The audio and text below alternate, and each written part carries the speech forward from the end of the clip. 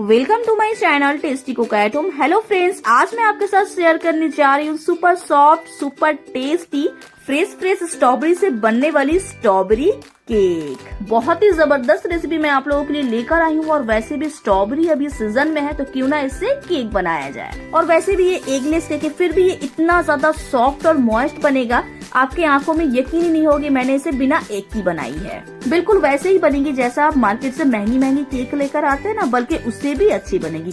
और वैसे भी वैलेंटाइन डे भी आने वाला तो क्यों ना इसे वैलेंटाइन डे पे ही बनाया जाए। तो चलिए वीडियो को स्टार्ट करते हैं।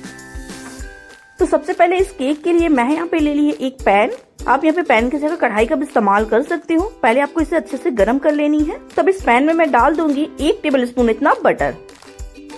यहाँ पे आप फ्लेम लो कर दीजिएगा। बटर को आपको पूरे अच्छे तरीके से मेल्ट नहीं होने देनी है, नहीं तो आपका बटर जलने लगेगी। अब मैं इसमें डाल दूंगी 100 ग्राम मैंने फ्रेश स्ट्रॉबेरी ली है। इसे मैंने बड़े बड़े टुकड़ों में काट ली है। आप यहाँ पे 100 ग्राम की जगह 150 ग्राम भी ले सकते हैं स्ट्रॉबेरी। अब मैं इसमें डालूंगी 1/4 कप इतना पाउडर शुगर। इधर आप फ्लेम मीडियम रखिएगा, लो मत रखिएगा, नहीं तो आपका स्ट्रॉबेरी बहुत ज्यादा सॉफ्ट हो जाएगी। हमें बहुत ज्यादा सॉफ्ट नहीं करनी है, सिर्फ आपको स्ट्रॉबेरी से पानी छोड़ने तक, चीनी को मेल्ट होने तक वेट करनी है। तो ये देखिए चीनी हमारा अच्छे से मेल्ट हो गई है और स्ट्रॉबेरी भी हल्का सा सॉफ्ट हो गई है। यहाँ पे आपको ध्यान रखनी है स्ट्रॉबेरी को ज्यादा नहीं पकानी है। तो अब इस स्टेज पे मैं इसमें थिकनेस के लिए डाल दूंगी 1/2 टीस्पून इतना कॉर्नस्टार्च। कॉर्नस्टार्च डालने के बाद आपको यहाँ पे फटाफट से चलानी है ताकि आपका कॉर्नस्टार्च अच्छे से ग्लेजिंग में मिक्स हो जाए। थोड़ी देर और मैं इसे पकने दूंगी ताकि ये थोड़ा और थिक हो जाए।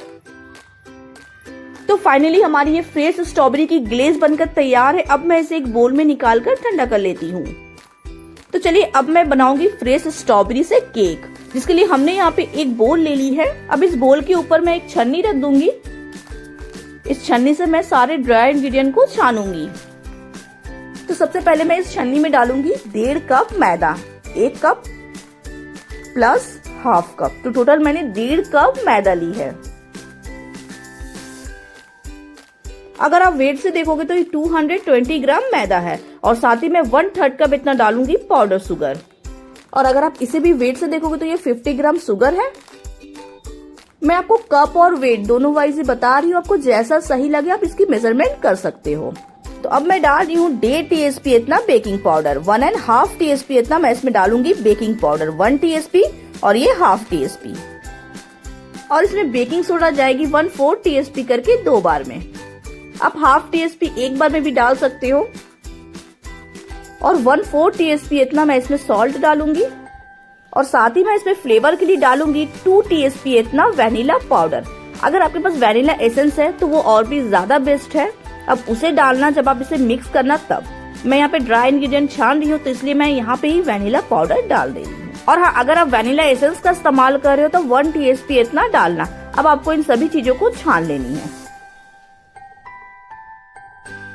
लास्ट में देखिए शुगर के कुछ दाने रह गए, इसे मैं साइड में रख देती हूँ। अब आपको इन सभी चीजों को एक बार मिक्स कर लेनी है। तो अब इस बोल को मैं साइड में रखकर दूसरी तरफ मैं एक और बोल ले लेती हूँ। तो अब इस बोल के अंदर मैं डालूंगी 1/2 कप बटर। आप यहाँ पे बटर की जगह ऑयल का भी इस्तेमाल कर सकते हो।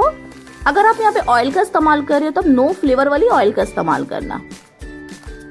तो अब इसी बोल में मैं डालूंगी 1/2 कप इतना कंडेंस मिल्क। मैंने जिस कप से बटर ली थी उसी कप से आपको कंडेंस मिल्क का इस्तेमाल करनी है।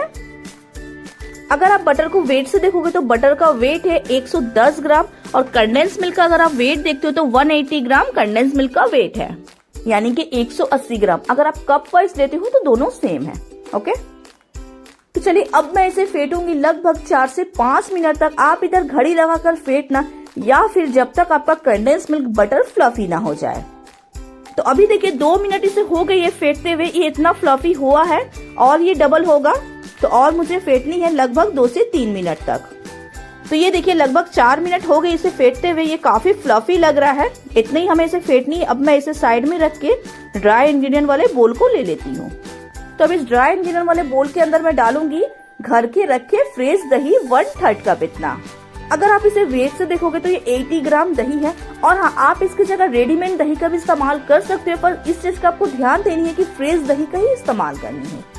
यहाँ पे आप ज्यादा खट्टा दही का इस्तेमाल ना करें। तो अब इसी बोल में मैंने जो बटर और कंडेंस मिल्क फेंटी है ये भी डाल दूंगी, पूरा मैं यहाँ पे डाल दूंगी। और यहीं पे मैं डाल दूंगी हाफ कप इतना रूम टेम्परेचर की दूध। मैं यहाँ पे पूरा दूध नहीं डालूंगी, इतना मैं साइड में रख दूंगी, ये मैं बाद में ऐड करूंगी। पहले मैं इसे अच्छे से मिक्स करूंगी। आप इसे मिक्स करते वक्त स्पैचुला का इस्तेमाल करें। और ये जो बचे हुए दूध थी ये भी मैं इसमें डाल दूंगी। इसे मिक्स करते वक्त ज्यादा प्रेशर में मिक्स ना करें, हल्के हाथों से आपको इसे मिक्स कर लेनी है अच्छे से। तो ये देखिए मैंने इसे अच्छे से मिक्स कर ली है। ऐसा कंसिस्टेंसी की आपको बैटर बनानी है। अब मैं इसे टीन में डाल दूंगी। इस केक को बनाने के लिए मैं यहाँ पे बन टिन का इस्तेमाल कर रही हूँ। पहले आपको बटर या फिर ऑयल से इसे अच्छे से ग्रीस कर लेनी है, फिर उसके ऊपर हल्का सा मैदा डस्ट कर लेनी है। अब इस टीन में हमें बैटर डाल देनी है। आप यहाँ पे बन टिन की जगह कोई और टिन का भी इस्तेमाल कर सकते हो। इतने ही बैटर हमें डालनी है। अब मैं इसके ऊपर थोड़े से स्ट्रॉबेरी की स्लाइसेस रखूंगी इस तरह से। मैंने एकदम थोड़ा सा बैटर बचा कर रखी है, वो मैं ऊपर से डालूंगी। इस तरह से पहले आपको सजा देनी है स्ट्रॉबेरी की स्लाइसेस। और हाँ, मैं इस केक को ओवन में बेक करूंगी। अगर आपको इसे कुकर या फिर कढ़ाई में बेक करनी है तो मैंने इससे पहले बहुत सारे वीडियो डाली हुई है केक की अपने चैनल पर, और नहीं तो मैं डिस्क्रिप्शन में लिंक डाल दूंगी। तो इस तरह से स्ट्रॉबेरी के ऊपर भी आपको थोड़ा बैटर रख देनी है, इस तरह से डैब डैब कर देनी है पहले। तो चलिए अब मैं इसे बेक करने की प्रोसेस में लेकर चलती हूँ। 180 डिग्री पे प्रीहीटेड ओवन में 45 मिनट के लिए आपको इसे बेक कर लेनी है, या फिर आपका टूथपिक जब तक क्लीन ना निकले। और अगर आप गैस पर बेक कर रहे हो इसे तो 45 से 50 मिनट के लिए बेक करें, या फिर आपका टूथपिक जब तक क्लीन ना निकले। तो चलिए इसे बेक होते हुए 45 मिनट हो गई है। अब मैं ओवन के अंदर से इसे निकाल लेती हूँ। तो अब मैं इसे ठंडा होने के लिए छोड़ देती हूँ, कम से कम आधे घंटे के लिए। जब ये हल्का सा ठंडा हो जाएगी फिर मैं इसे डिमोल्ड कर आपको दिखाती हूँ। तो चलिए हमारा ये केक ठंडा हो गया है। अब मैं इसके ऊपर एक प्लेट रख के इसे डिमोल्ड कर लेती हूँ। इस तरह से आपको पलट देनी है और इस तरह से ऊपर से आपको थोड़ा डैब डैब कर देनी है ताकि ये आसानी से बाहर आ जाए। तो हल्के हाथों से आप इसे उठा ले। वाओ सुपर, कितनी बेहतरीन हमारी ये केक बेक हुई है, आप देख सकते हो गाइस। तो अब मैं इसके ऊपर जो मैंने फ्रेश स्ट्रॉबेरी की ग्लेज बनाई थी वो ग्लेज मैं इसके ऊपर रखूंगी। देखिए स्पून से आपको इस तरह से करके इसके ऊपर ग्लेज रख देनी है। आप इस ग्लेज को बेक करने से पहले मैंने जो अंदर में फ्रेश स्ट्रॉबेरी रखी थी ना उसकी जगह भी इस्तेमाल कर सकते हो, बहुत ही टेस्टी लगती है खाने में। इस तरह से मैं इसके ऊपर थोड़े से चोको चिप्स डाल दूंगी। ये बिल्कुल ऑप्शनल है, आप इसकी जगह चॉप की हुई चॉकलेट भी रख सकते हो, और नहीं तो आप इसकी जगह फ्रेश स्ट्रॉबेरी भी काट कर ऊपर से सजा सकते हो। आप इसकी साइड की टेक्सचर देखिए, कितनी बेहतरीन इसकी जाली आई है, आप देख सकते हो गाइस। देखिए गाइस कितनी बेहतरीन हमारी ये केक लग रही है। आप इस केक को किसी भी पार्टी पर, बर्थडे पर या फिर वैलेंटाइन डे पे भी इसे गिफ्ट कर सकते हो। और वैसे भी वैलेंटाइन डे आने वाला है तो आप इसे जरूर ट्राई कीजिएगा। अब मैं आपको इसे काट कर इसके अंदर की टेक्सचर दिखाती हूँ। तो चलिए अब मैं आपको इसे काट कर दिखाती हूँ। आप मेरे काटने से ही समझ सकते हो ये केक हमारा कितना सॉफ्ट और मॉइस्ट बना है। मैं आपको करीब से दिखाती हूँ इसके अंदर की टेक्सचर। तो ये देखिए, लग रहा है ना एकदम सॉफ्ट, जालीदार और मॉइस्ट। देखिए आप इस तरफ से भी देखिए इसके अंदर की टेक्सचर।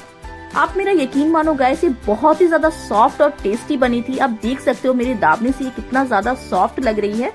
तो जरूर बनाइएगा। वीडियो पसंद आती है तो लाइक शेयर सब्सक्राइब कीजिएगा। फिर मिलते हैं एक और नई रेसिपी के साथ या फिर एक और नई वीडियो के साथ। तब तक के लिए टेक केयर।